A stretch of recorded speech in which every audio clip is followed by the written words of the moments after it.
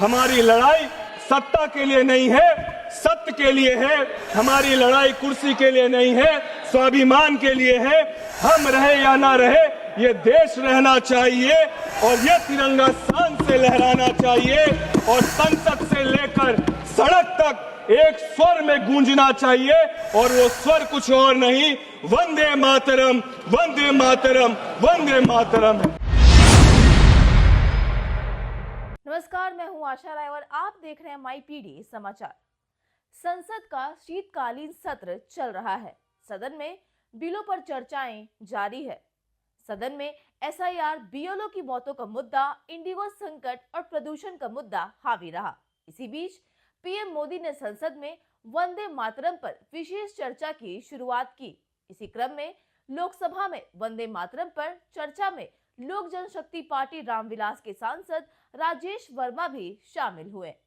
LJPR सांसद ने कहा कि बिहार विधानसभा चुनाव में जातिवाद और परिवारवाद की जंजीरें पूरी तरह से टूट गई। सदन में खगड़िया सांसद राजेश वर्मा ने कहा कि यह सदन हमारे ऐतिहासिक धरोहर वंदे मातरम के 150 वर्ष पूर्ण होने पर एकत्रित हुआ है और वंदे मातरम केवल 2 शब्द नहीं है। इस शब्द ने हमें अटूट साहस दिया, अदम आत्मविश्वास दिया और मातृभूमि के लिए बलिदान की भावना को जगाने का काम किया है।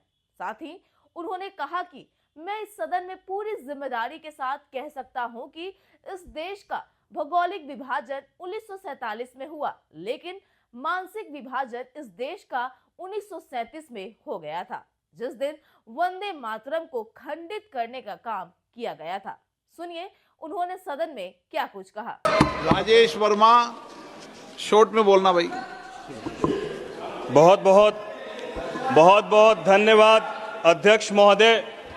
मैं अपनी लोकसभा खगड़िया अपने नेता चिराग पासवान जी और पार्टी का भी आभार व्यक्त करता हूं कि आज इस महत्वपूर्ण विषय पे मुझे बोलने का मौका मिला।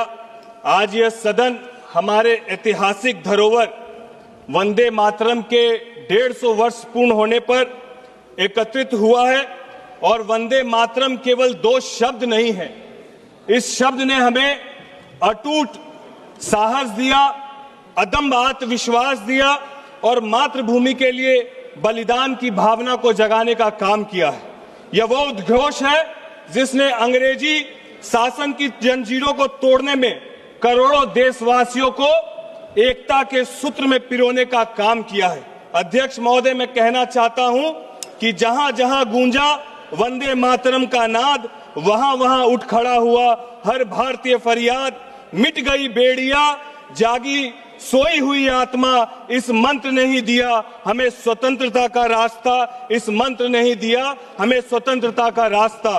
अध्यक्ष महोदय, मैं आपके माध्यम से, इस सदन के माध्यम से हमारे देश के यशस्वी प्रधानमंत्री जी का और इस सरकार का भी हृदय से धन्यवाद व्यक्त करता हूं। और धन्यवाद इसीलिए व्यक्त नहीं करता हूं कि उन्होंने विकास के चौमुखी काम किए। जहां एक तरफ ये सरकार वर्तमान और भविष्य को मजबूत करने का काम कर रही है, वहीं हमारी सरकार इस देश के गौरवशाली इतिहास को भी एक उत्सव की तरह मनाने का काम कर रही है।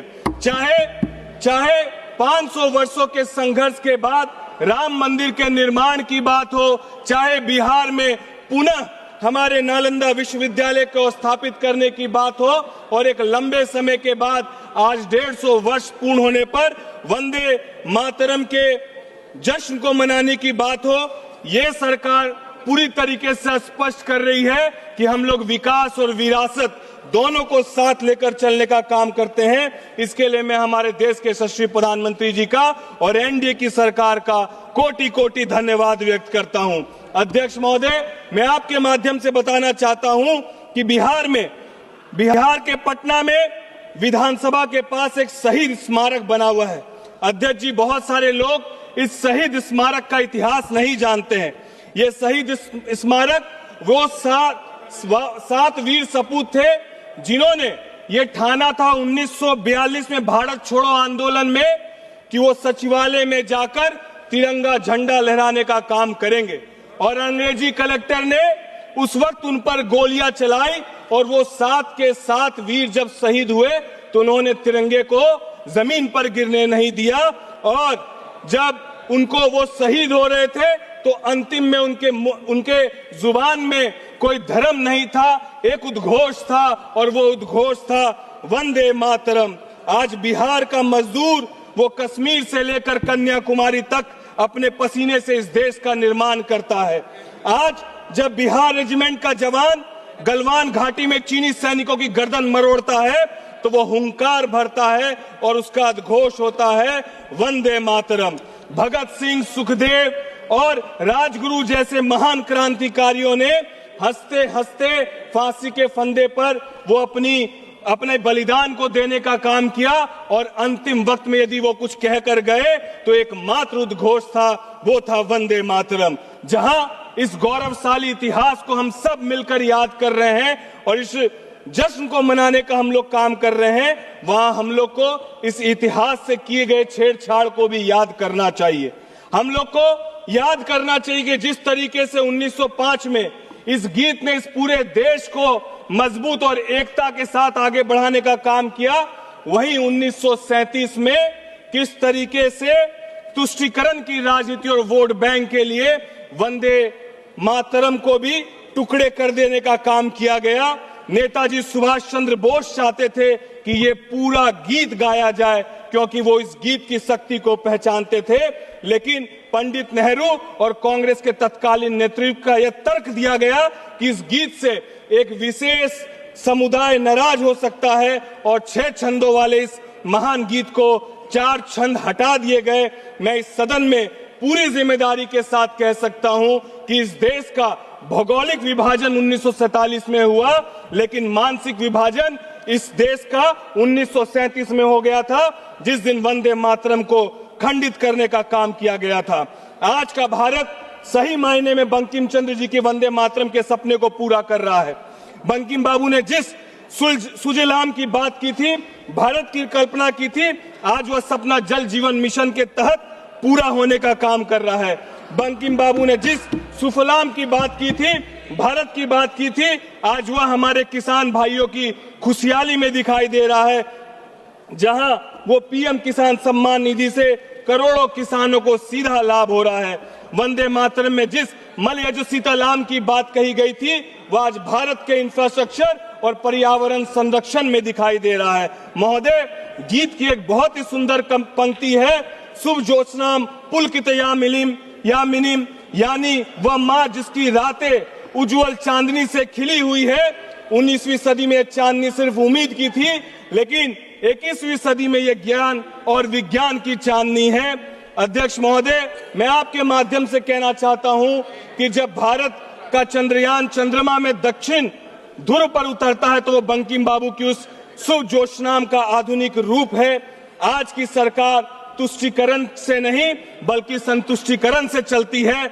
हम योजनाओं का लाभ जाति, धर्म, मजहब देखकर नहीं, ये सरकार सबका साथ, सबके विकास के मंत्र के साथ चलने का काम कर रही है। और एक तरफ हम लोगों को जहां इस बात पर गर्व होता है कि बंगाल में लिखी गई यह कविता, ये गीत जिसको पूरे देश को जिसने एकता में बांधने का काम किया, उसी बंगाल में जहां जय गुरुदेव रविन्द्रनाथ टैगोर का बंगाल था, ये वही बंगाल है जो स्वामी विवेकानंद जी का बंगाल था, ये नेता सुभाष चंद्र बोस जी का बंगाल था, ये वह धरती थी जिसने वंदे मातरम दिया।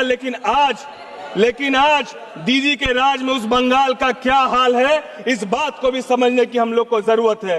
बंकिम बाबू ने जिस बंगाल में माँ दुर्गा, माँ काली की शक्ति देखी थी, आज वहां रामनवमी की शोभा यात्रा में भी निकालने पर ये पथराव करने का काम करते हैं। वहां वंदे मातरम बोलने वाले को कम्युनल कहा जाता है और घुसपैठियों को अपना बताया जाता है। वोट बैंक की राजनीति इतनी हावी हो गई है कि देश की सुरक्षा और डेमोग्राफी तक को इन लोगों ने ताक में रखने का काम किया है और घुसपैठियों के लिए ये रेड कारपेट बिछा कर बैठे हैं।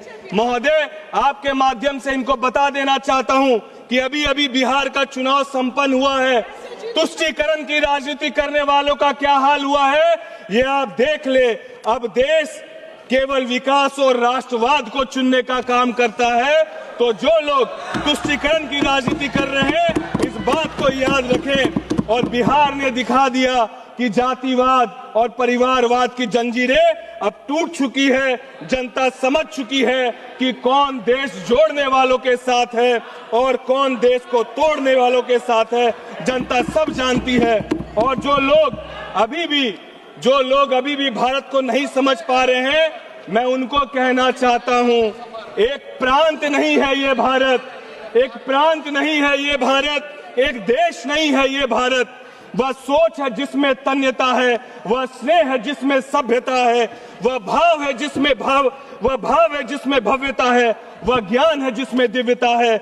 जन जन में बसा है ये भारत, कण कण में बसा है ये भारत, कण कण में बसा है ये भारत। वंदे मातरम हमें याद दिलाता अध्यक्ष महोदय, राष्ट्र केवल सीमाओं से नहीं संस्कारों से बनता है। बस 2 मिनट अध्यक्ष महोदय। प्रगति केवल संख्या से नहीं संवेदना से आती है, और स्वतंत्रता सिर्फ अधिकार नहीं कर्तव्य भी है। और मैं अंतिम में एक बात कहना चाहता हूं कि आज इस महत्वपूर्ण विषय में जहां हम सब सदन के लोग एकत्रित होकर 150 वर्ष वंदे मातरम का मना रहे हैं, तो हमारे प्रतिपक्ष के नेता कितनी गंभीरता उनके अंदर है और कितना राष्ट्र के प्रति उनके अंदर प्रेम है कि आज इस महत्वपूर्ण विषय में भी सदन में मौजूद नहीं है। उनके लिए कहना चाहते हैं कि जो भरा नहीं है भावों से, बहती जिसमें रसधार नहीं, वो हृदय नहीं है पत्थर है, जिसमें स्वदेश का प्यार नहीं, जिसमें स्वदेश का प्यार नहीं। हमारी लड़ाई सत्ता के लिए नहीं है, सत्य के लिए है। हमारी लड़ाई कुर्सी के लिए नहीं है, स्वाभिमान के लिए है। हम रहे या ना रहे, ये देश रहना चाहिए और ये तिरंगा शान से लहराना चाहिए, और संसद से लेकर सड़क तक एक स्वर में गूंजना चाहिए, और वो स्वर कुछ और नहीं, वंदे मातरम, वंदे मातरम, वंदे मातरम। बहुत बहुत धन्यवाद अध्यक्ष महोदय। फिलहाल तो इस रिपोर्ट में इतना ही। ऐसी ही लेटेस्ट खबरों से अपडेट रहने के लिए आप हमारे चैनल को सब्सक्राइब करें और देखते रहिए माई पीडी समाचार।